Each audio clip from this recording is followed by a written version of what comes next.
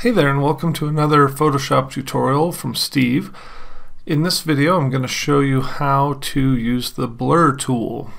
I get a lot of questions about that, so here you go. So I've got this just basic photograph of a guitarist sitting up on a rock, and you can see the background here is really clear, and if you wanted to use the blur tool you could blur the background or anything in the picture for that matter, right? So the way you find the blur tool is you go over to your menu bar over here, your toolbar, and it's going to be located right here. Right now it's set on the smudge tool, so what you would do is either left click and hold, and you'll see the blur tool is there, or you can right click and then it will that will stay up. Go ahead and click on the blur tool, and now you're in the blur tool, and you can see I have it set very large right now. You can push the square brackets on your keyboard to change the size.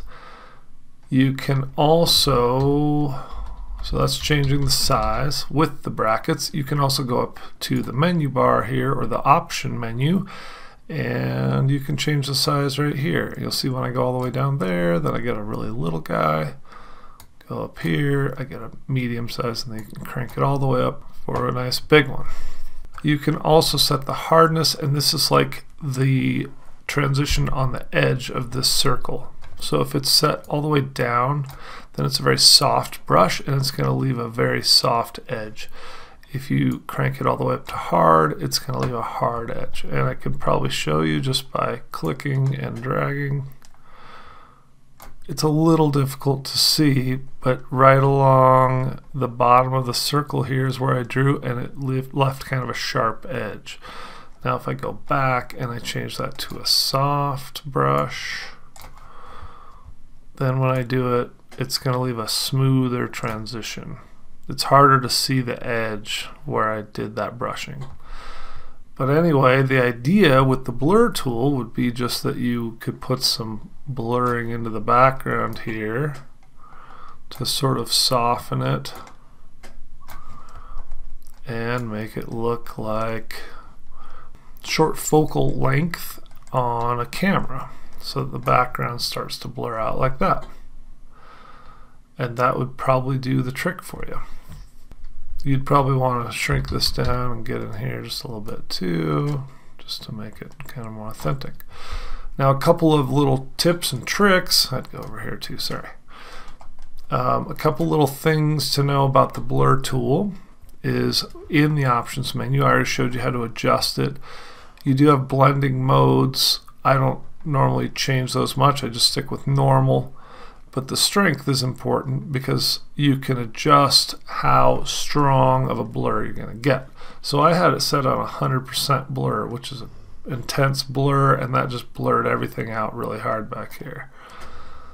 But you can also reduce the strength by either using this slider or getting the little arrows by your hand thing and clicking and dragging back and forth. So if I go down to a very low strength, like let's say 10%, and you either have to click off of it or hit enter, and I'll make my brush a little bit bigger, and I could go in here and I could kind of transition some of these areas by clicking and dragging a few times to add just a little bit of blur into that foreground area. I could even do a little bit over here. And so every time I click, I'm adding 10%. So I'm just clicking and dragging and putting a little blur back there. And that would even make your transition a little smoother. Okay, so that's the blur tool, and that is the basics of how you use it. I hope you found this helpful. If you did, I hope you'll like and subscribe to this channel.